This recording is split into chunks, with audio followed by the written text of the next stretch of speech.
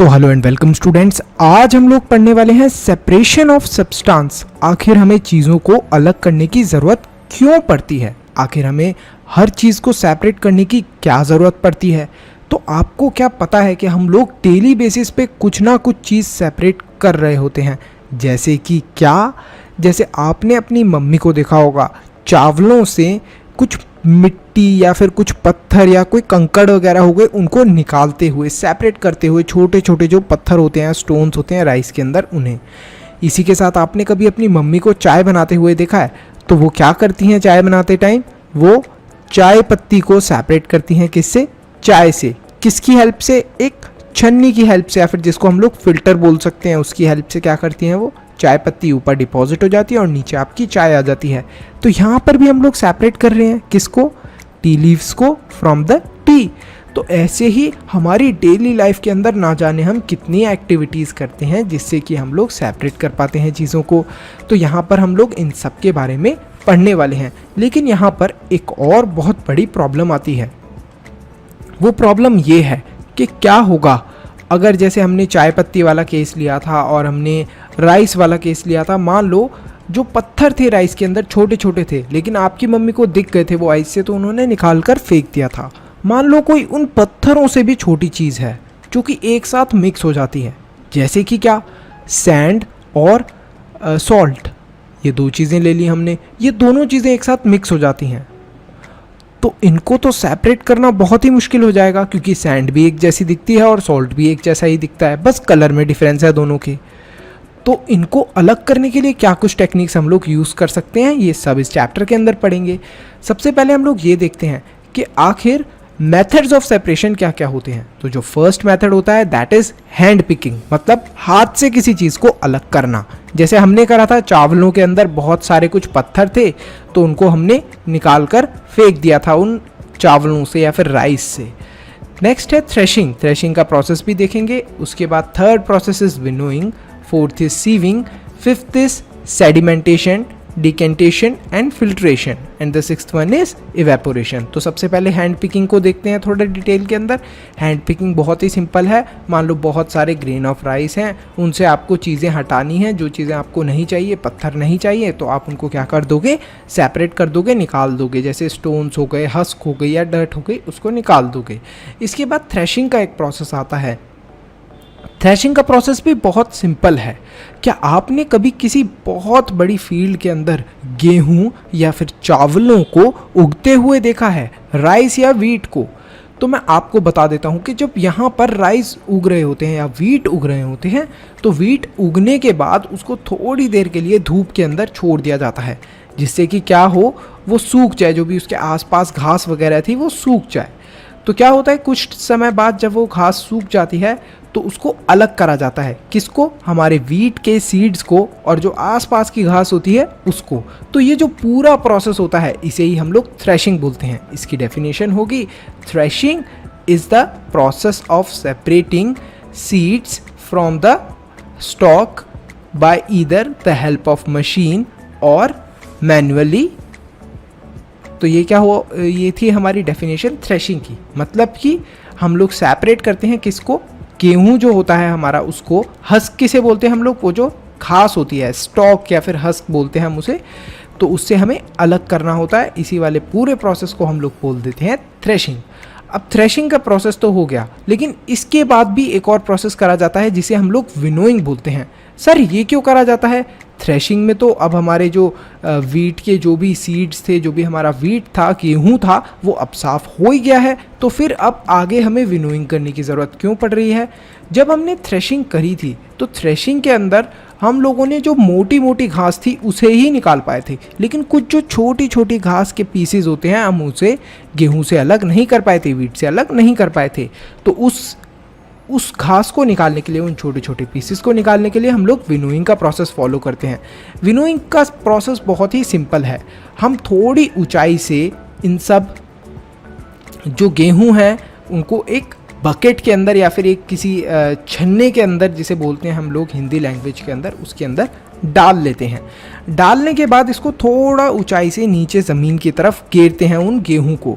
तो जब हम गेहूं को नीचे ज़मीन के ऊपर गिरते हैं तो वहाँ पर एक बहुत ही अमेजिंग चीज़ होती है। अगर वहाँ पर हवा चल रही होती है तो जो शाफ होता है या फिर जो हमारी वो जो छोटे छोटे घास के पीसेस थे, जो अनवांटेड पीसेस थे घास के, वो हवा के साथ उड़ जाते हैं। क्यों उड़ जाते हैं? क्योंकि वो बहुत हल्के होते हैं और गेहूं हमारा हैवी होता है।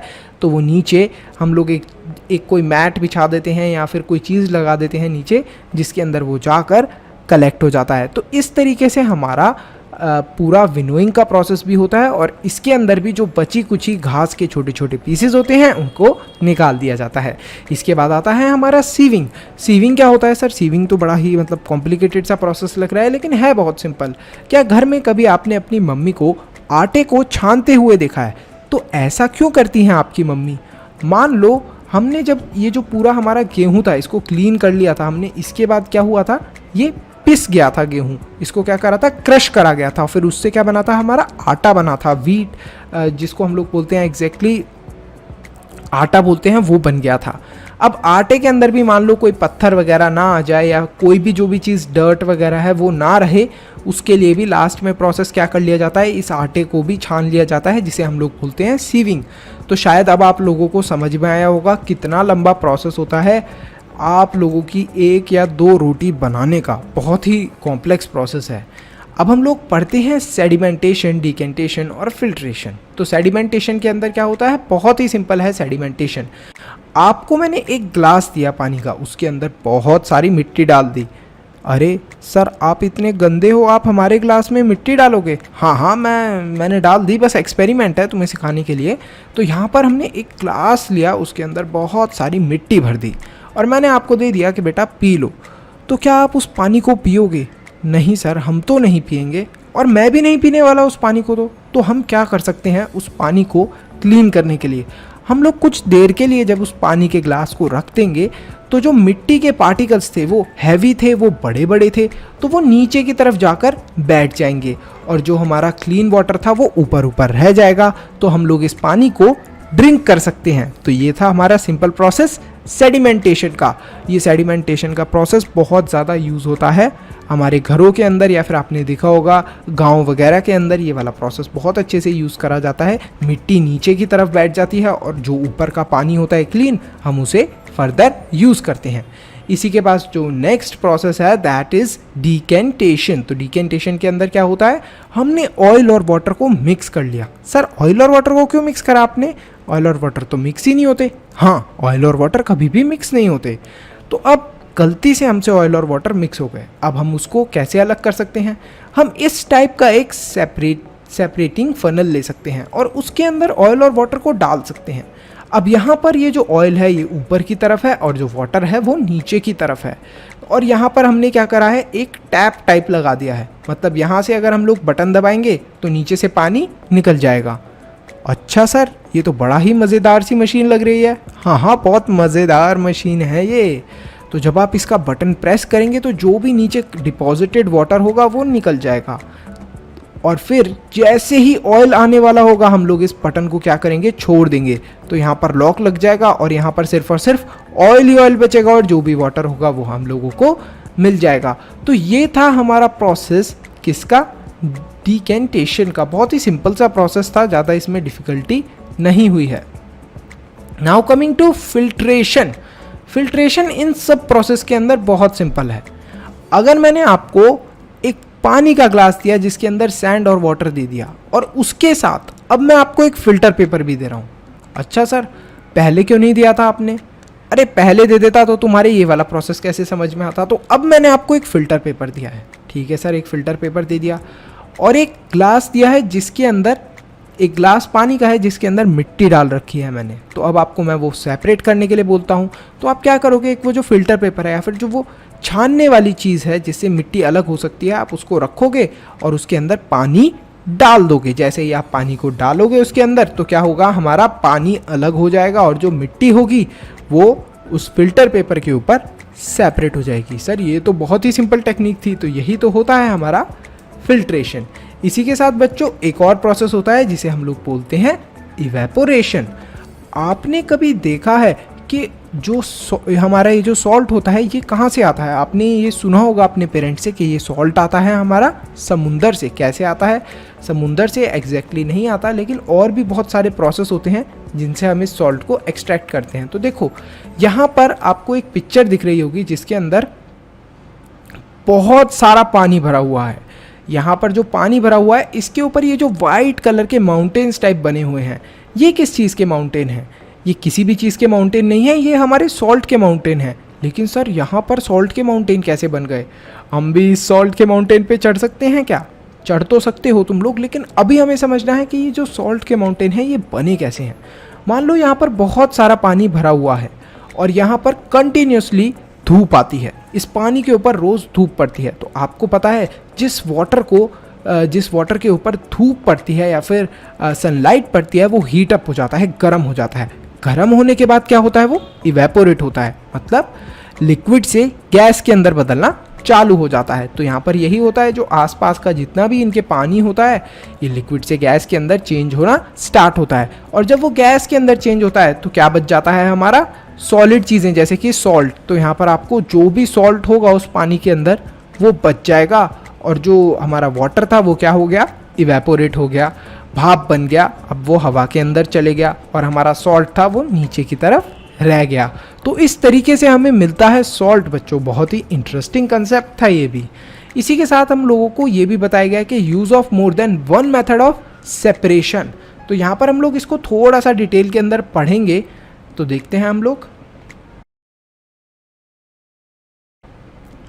We have studied some methods for separation of substance from their mixtures. Often one method is not sufficient to separate the different substances present in mixture. In such a situation we need to use more than one of these methods. तो क्या होता है कि कुछ ऐसे भी substance होते हैं जिनके अंदर हम लोग एक मेथड से पूरा काम नहीं कर सकते। जैसे मैंने आपको एक ग्लास पानी के अंदर मिट्टी डाल के दी थी, सैंड डाल के दी थी और उसको सेपरेट करने को बोला था। तो उसके अंदर हमने क्या करा था? फिल्टर पेपर लिया था और हमने सैंड को अलग सेपरेट कर लिया था और वाटर को अलग से सेपरेट कर लिया था। ठीक है सर, ये तो आसान प्रोसेस था। लेकिन कुछ ऐसे भी सब्सटेंस होते हैं जिनके अंदर हम लोग एक ही मेथड से पूरा काम नहीं कर सकते। तो यहाँ पर हमें बहुत सारे मेथड्स का यूज़ करना पड़ता है। तो यहाँ पर हम लोग देखते हैं क्या क्या मेथड्स हैं और एक्टिविटी को भी पढ़ते हैं। Take a mixture of sand and salt. तो यहाँ पर हमने एक मिक्सचर दिया है सैंड और सॉल्ट का। How will we separate this? आखिर हम लोग सैंड और सॉल्ट को सेपरेट कैसे करेंगे? कैसे करेंगे सैंड और सॉल्ट को सेपरेट? ये तो दोनों सेम साइज़ के हैं और इनको हम लोग छान भी नहीं सकते।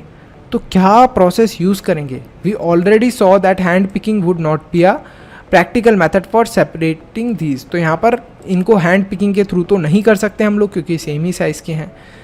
Keep this mixture in a beaker and add some water to it. तो हमें इस पूरे मिक्सचर को, मतलब किसका? सैंड और सॉल्ट के मिक्सचर को एक बीकर के अंदर डालना है और उसके अंदर थोड़ा सा पानी डाल देना है। अच्छा सर, पानी डाल देना है। Leave the beaker aside for some time. Do you see the sand settling down at the bottom? The sand can be separated by decantation और filtration. तो यहाँ पर अगर आप देखोगे कुछ समय के अंदर जब हमने पानी डाला है उसके अंदर, तो जो हमारी सैंड है वो नीचे की तरफ, मतलब जो नीचे वाला सरफेस है उस पानी का, उसके नीचे बैठ जाएगी कुछ टाइम के अंदर, और जो हमारा सॉल्ट होगा वो तो मिक्स हो ही गया होगा पानी के अंदर। What does the decanted liquid contain? Do you think this water contains the salt which was there in the mixture at the beginning? तो ये जो पानी था, अब हमारे पास जो हमारे पास सैंड थी वो तो नीचे हो गई, और जो अब हमारा सॉल्ट था वो कहाँ पर होगा? वो पानी के अंदर मिक्स हो चुका है, घुल चुका है पानी के अंदर। Now we need to separate salt and water from the decanted liquid. Transfer this liquid to a kettle and close its lid. Heat the kettle for some time. Do you notice steam coming out from the spout of the kettle? तो यहाँ पर क्या करना है? आपको इसको heat करना है। किसको? उस वाले पानी को जिसके अंदर सॉल्ट मिला हुआ है, और वहाँ पर उस पानी को हम लोग क्या करेंगे? गर्म करना चालू कर देंगे। गर्म करने के बाद हम लोग देखेंगे, गर्म करने के बाद हमें एक और प्रोसेस करना है। इसके अंदर हमें ये बताया गया कि take a metal plate with some ice on it, hold the plate just above the spout of the kettle as shown in figure 15.3. What do you observe? Let all the water in the kettle boil off. When the steam comes in the contact with the metal plate cooled with ice, it condenses and forms liquid water. This water drops that you observe falling from the plate were due to condensation of steam. The process of conversion of water vapors into its liquid form is called condensation. तो यहाँ पर देखो बच्चों क्या हुआ है, यहाँ पर हमने इस पानी को गर्म करा. कौन से वाले पानी को? जिसके अंदर सॉल्ट और वाटर मिला हुआ था. इसको गर्म करने के बाद हमने एक ऐसी मेटल की प्लेट ली. मेटल की प्लेट को इसके यहाँ पर केटल के जो माउथ था, जहाँ से ओपनिंग है, यहाँ पर रख दिया हमने. और इसके पीछे बहुत सारी आइस भी लगा दी. मतलब जो स्टीम है इससे टकराकर तुरंत ठंडी हो जाए.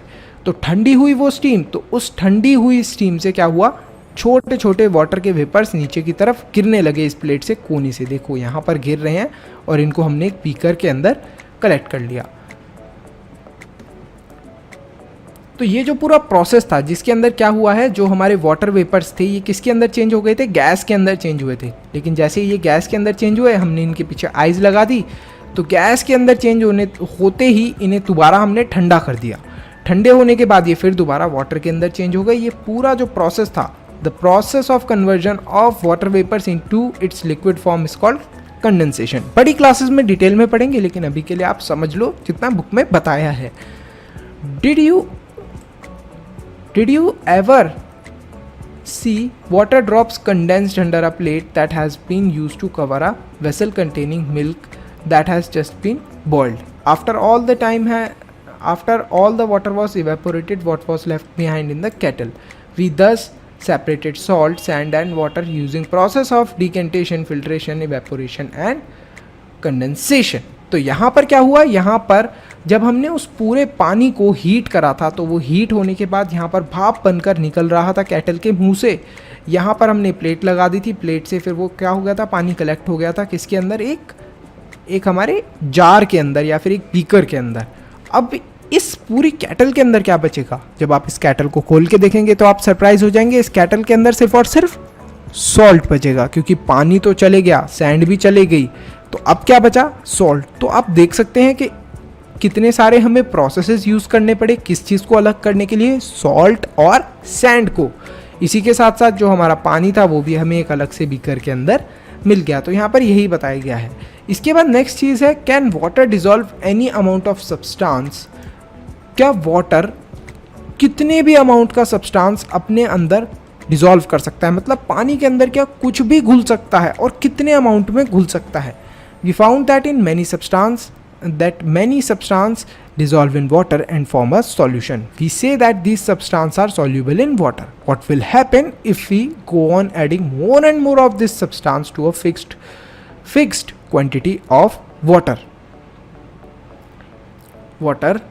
तो इसके बाद हमें एक एक्टिविटी दी गई है. एक्टिविटीज़ हमें बहुत ज़्यादा बड़ी दी गई हैं, तो हम देख लेते हैं इस एक्टिविटी को भी रीड करके. तो यहाँ पर यही बताया गया है आपको कि हम लोग, जैसा कि हम लोग जानते हैं कि पानी के अंदर अगर हम लोग कोई चीज़ ऐड करते हैं, जैसे पानी के अंदर हमने चीनी ऐड करी, अब हमने उस चीनी को ऐड करने के बाद उसको मिक्स कर लिया.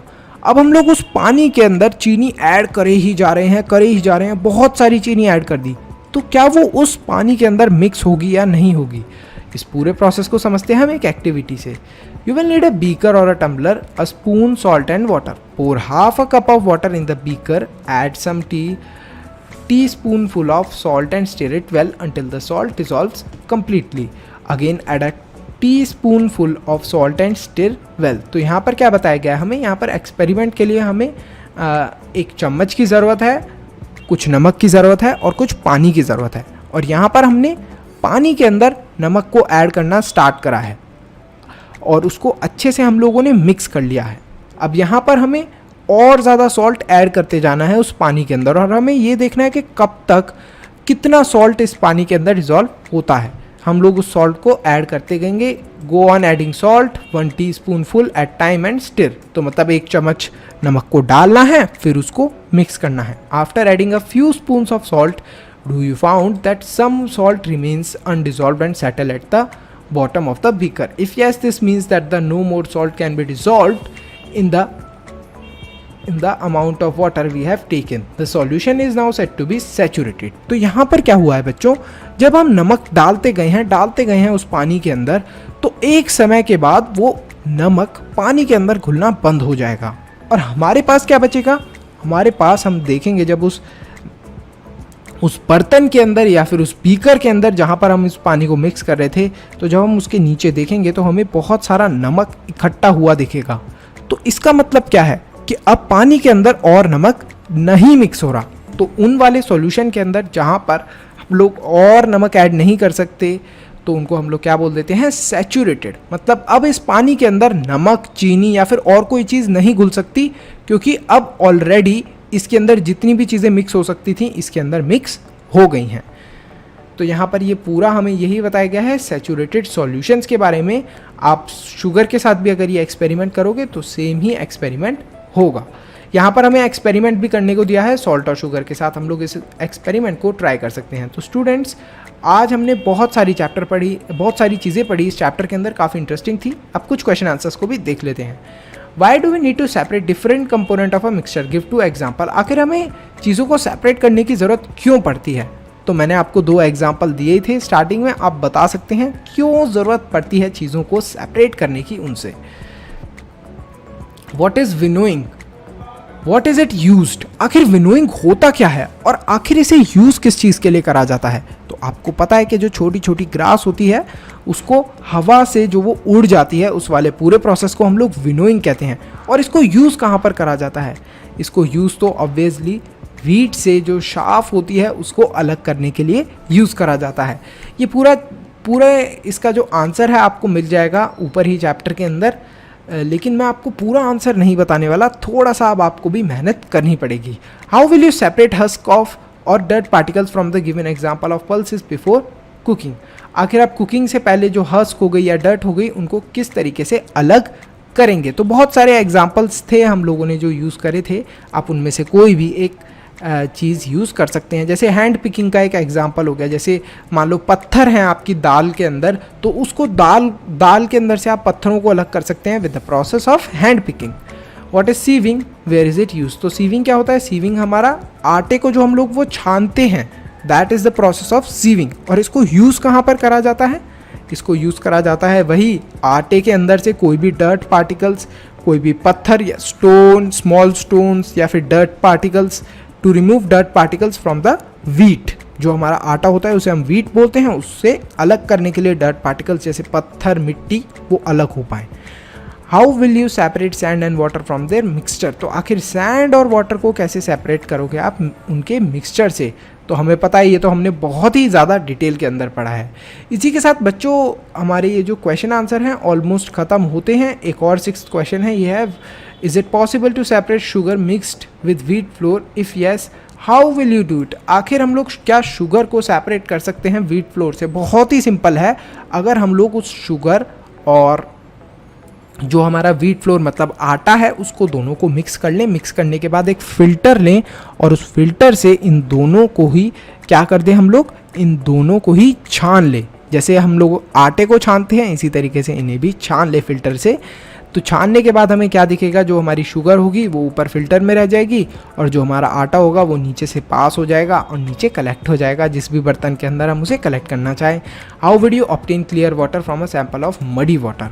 तो यहाँ पर आप क्लियर वाटर कैसे ले पाएंगे? एक बहुत ज़्यादा गंदा पानी है जिसके अंदर मिट्टी ही मिट्टी है, तो आप क्या करेंगे, पानी लें, थोड़ी देर के लिए उस पानी को रख दें, तो जो मिट्टी होगी वो नीचे की तरफ बैठ जाएगी और जो क्लीन वाटर होगा थोड़ा वो ऊपर की तरफ रह जाएगा।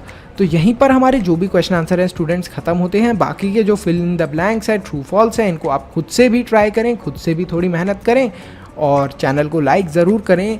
इस वीडियो को देखने के बाद सब्सक्राइब ज़रूर करें और इसी के साथ आप सबके सपोर्ट के साथ अब हमारे चैनल के ऊपर ज्वाइन बटन भी अनेबल हो गया है, तो आप मेंबर भी बन सकते हैं चैनल के। ज्वाइन के बटन पे क्लिक करें, मेंबर बन जाएं।